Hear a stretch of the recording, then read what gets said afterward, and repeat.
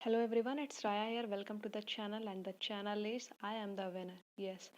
तो आज हम लोग रिव्यू करने वाले हैं मृणाल पटेल सर की 26 ईयर की प्रीवियस ईयर की क्वेश्चन बैंक। एक्चुअली इसमें प्रीवियस ईयर के क्वेश्चंस है, सॉल्व्ड पेपर है जो 1995 से 2020 तक है। इसमें कुछ पहले से ही हाइलाइट्स दिए गए हैं, जैसे कि इसमें 4000 प्लस क्वेश्चंस हैं जो कि टॉपिक्स में डिवाइडेड है। चलिए अंदर देख के चलते हैं क्या होता है। ये 11th एडिशन की बुक ली है, मतलब ये हर साल के एग्ज़ाम के बाद, प्री के एग्ज़ाम के बाद ये रिलीज़ करते हैं। एंड फिर देखते हैं कंटेंट में। ज़रा सा कंटेंट में देखेंगे तो आप देखेंगे कि सारे टॉपिक को पहले मेजर टॉपिक को डिवाइड किया है, फिर मेजर टॉपिक को सब टॉपिक में डिवाइड करके इन्होंने दिया है। इससे क्या होता है कि आप जब एनालाइज करते हो तो सिर्फ एंशिएंट को एनालाइज कर सकते हो, सिर्फ मिडाइवल के पैटर्न को एनालाइज कर सकते हो। तो काफ़ी टेक्निकल तरीके से इन्होंने इसको डिवाइड किया है। और फिर इन्होंने सी सैट की भी दी हुई है, जीएस की भी सेपरेट करके दी हुई है, करेंट्स की भी सेपरेट करके दी हुई है सॉरी, और ऐसे एंड मेंस की भी 1993 से, आई मीन 27 ईयर्स का इसका दिया है। जैसे ऐसे का 1993 से 2019 तक, और फिर 2013 से 2019 तक मेंस का दिया है, राइट। फिर उन्होंने कुछ प्लानर ये दिया है, प्लानर और कैलेंडर प्लानर दिया है। तो इसमें इन्होंने कैलेंडर प्लानर में आप जब से आप 10 मंथ्स की प्रिपरेशन करते हैं, आप इस प्रीलिम के एग्ज़ाम, इस प्रीलिम्स के बाद नेक्स्ट प्रीलिम्स के लिए, तो इन्होंने उस पूरे 10 मंथ को प्लान करके दिया है कि किसको पहले प्रायोरिटी देना चाहिए, मतलब अकॉर्डिंग टू प्रायोरिटी इन्होंने सेट करके दिया है। You may follow, you may not follow, but इन्होंने एक अच्छे तरीके से बस शेड्यूल करके दिया है, सो दैट आपके लिए ईजी हो जाए।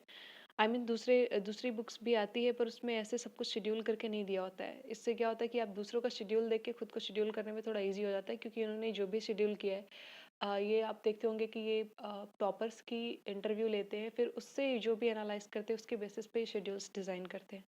फिर उन्होंने मॉर्निंग से लेकर नाइट तक की सारी वो जो भी आपका होना चाहिए इसके बारे में इन्होंने दिया है। अलॉन्ग विद दैट आप देखेंगे इनके वीडियो इसमें बुक में, तो आप देखेंगे कि इसमें प्लानर स्ट्रेटजी इन्होंने जो दी है, राइट। तो इन्होंने कैसे आपको पढ़ना चाहिए, कैसे मिसगाइड नहीं होना है, और कि कैसे दूसरों की स्टाइल्स होती है, किस पेपर को कितना टाइम देना है, ये सारी चीज़ें इन्होंने इसमें दे रखी है, राइट। तो हम जो इतने सारे वीडियोस देखते हैं वो उस सारे वीडियोस का निचोड़ होता है कि हमें कैसे प्लान करना चाहिए अपना schedule. And along with that फिर आप यहाँ पे देखेंगे तो सिविल सर्विसेज एग्ज़ाम के बारे में भी इन्होंने बताया है, उससे रिलेटेड सारी नॉलेज, जैसे मिनिमम अटेम्प्ट्स, एज लिमिट, और एकेडमिक क्वालिफिकेशन कितना मांगता है या फिर नहीं मांगता है, जो भी होता है, राइट। और सिलेबस को उन्होंने प्रीलिम्स के सिलेबस को अलग से दिया है यहाँ पर। और सिलेबस में भी स्ट्रेटजी कैसे डिज़ाइन करनी है, इन्होंने बार ग्राफ में ये डिफाइन करके दिया है कि हिस्ट्री इकोनॉमी या तो हिस्ट्री इकोनॉमी या इन्वायरमेंट पॉलिटी, इनका ट्रेंड कैसा रहा है, किस ईयर में कितने मार्क के क्वेश्चन आए हैं। तो इन्होंने कितने नंबर ऑफ 16 से 2022 तक हर एक मेजर सब्जेक्ट को इन्होंने डिवाइड किया है, देन वो पैराग्राफ में बताया है कि किसका कैसे ट्रेंड रहा है। और पेपर एनालिसिस भी दी है, जैसे कि ये इन्होंने कुछ अलग से मार्क किया है। इससे ये पता चलता है कि कैसे कभी 10 से इकट्ठे 21 या फिर 11 से इकट्ठे 4, कैसे ये अप डाउन के ट्रेंड चलते हैं, राइट।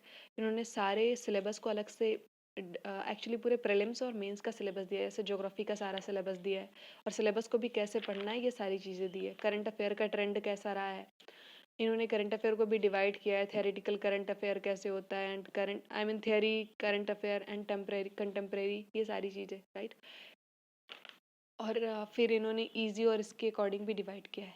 अगर इसको एक शब्द में बोला जाए तो ये है कि जितने भी एग्ज़ाम से रिलेटेड आपको जितने भी नॉलेज चाहिए होते हैं, राइट, कि एग्ज़ाम का ट्रेंड कैसा होता है, जो भी आप हज़ारों वीडियोस में देखते हैं वो सारी इस बुक में मिल जाएगी। और ये बुक ना वन स्टॉप शॉप है, आपको 10 चीज़ नहीं, सारे सिलेबस वगैरह सब कुछ इसी में मिल जाएंगे। तो पूरा पैसा वसूल रहता है, राइट। फिर उन्होंने जीएस का एक एक सिलेबस आप देख रहे होंगे, पूरा सिलेबस को डिवीज़न, सब डिवीज़न पार्ट्स में डिवाइड करके इन्होंने दिया है। GS1, GS2, GS3 सारे। और फिर पर्सनालिटी टेस्ट, आई मीन आप प्रीलिम्स को प्लान करने से लेकर पर्सनालिटी टेस्ट इंटरव्यू फिनिश तक करने तक का सारा इन्होंने जो भी प्रोसीजर होता है या आपको कैसे वे फॉलो करना चाहिए, वो सारी चीज़ें इन्होंने दी है। कैसे मार्क्स कैसे दिए जाते हैं, और ये सारी चीज़ें इन्होंने दे रखी है, ठीक है, मेरिट, कट ऑफ्स, सारी चीज़ें। ओके। एंड देन फिर यहाँ पे आते हैं। अच्छा, ट्रेंड एनालिसिस इन्होंने सबसे अच्छी दी है, मुझे सबसे अच्छी इनकी ट्रेंड एनालिसिस पसंद आई है। इन्होंने बहुत ही टेक्निकल, आई मीन अगर सही वर्ड यूज़ करूँ तो साइंटिफिक वे में बहुत अच्छे तरीके से इसको डिवाइड किया है कि कैसे ट्रेंड एनालिसिस किया है और उसको डिफाइन किया, राइट। फिर आके यहाँ पे देखते हैं इन्होंने क्वेश्चंस कैसे दिए हैं। तो फर्स्ट चैप्टर से आप शुरू करेंगे तो हिस्ट्री ऑफ इंडिया से शुरू होगा, फिर ancient history, medieval and then, और ये शुरू होता है पीछे से 1995 से लेकर 2020 तक देंगे, राइट।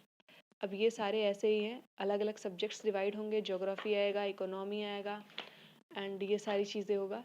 फिर उसके बाद आती है मेंटल एबिलिटी टेस्ट यानी कि सी सेट के पेपर का, और इसमें इन्होंने जो क्वेश्चन है वो सारे दिए ही हैं, उसके साथ साथ इसका सॉल्यूशन भी पूरी तरह से डिफाइन करके पीछे दिया है। ये सॉल्व्ड पेपर है, राइट।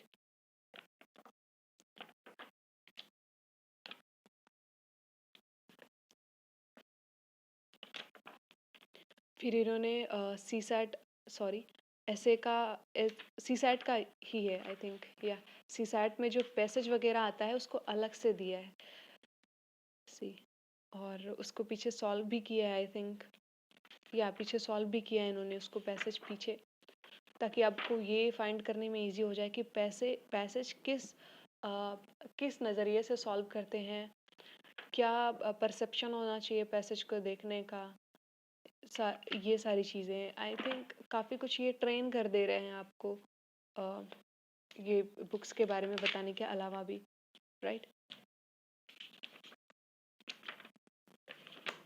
फिर हम लोग सीधे चलते हैं, ये सब तो यही सब सॉल्व थे प्री के, अब हम लोग मेंस के सेक्शन में चलते हैं। मेन सेक्शन कहाँ से स्टार्ट होता है, यहाँ से।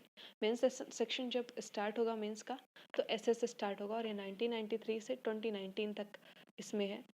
और इसमें इन्होंने कैसे दिया है कि पहले ऐसे को इन्होंने टॉपिक वाइज या थीम वाइज डिवाइड किया है कि इकोनॉमी थीम से कैसे क्वेश्चन आ रहे हैं, या सेवरल थीम्स से, लाइक ये देखिए वीमेन एम्पावरमेंट, ये सारी चीज़ें। तो इन्होंने पहले थीम्स को डिवाइड किया है और उसके अकॉर्डिंग पेपर दिया, ताकि आपको ये एनालाइज करने में इजी हो जाए कि किस टॉपिक पे, किस थीम पे क्वेश्चंस किस तरह के बनते हैं। अब जैसे मैं दिखाऊंगी आपको, ऐसे में इन्होंने जो दिया है, तो इसमें फर्स्ट क्या है, India democracy, administration, society and culture. अब इसमें जितने सब सेक्शन होते हैं, जैसे India since independence, federalism, administration, judiciary, poverty and ये सारी चीज़ें फिर इसमें दिया है। फिर सेकंड टॉपिक अगर इंडियन इकोनॉमी दिया है तो ग्रोथ वर्सेस डेवलपमेंट, ग्रोथ और डेवलपमेंट में कितना दिया है, इन्वायरमेंट पे कितना दिया है, एमएनसीज पे कितना दिया है, ये सारी चीज़ें। फिर एजुकेशन अगर एक मेजर टॉपिक होगा तो एजुकेशन में भी थीम्स कैसे उठा के दे रहा है, कभी वैल्यू के बारे में पूछता है, कभी स्कीम इम्प्लीमेंटेशन के बारे में एंड कभी हायर एजुकेशंस के बारे में, राइट। तो इन्होंने इसको सब डिवीज़न करके दिया और अच्छे से कैटेगराइज किया है, तो कितना कॉम्प्रिहेंड कर देते हैं किसी भी सब्जेक्ट को। अगर आपने मृणाल सर के वीडियो को देखा होगा तो अ, आप ये समझ पाएंगे कि कितने अच्छे से दिया हुआ है, राइट।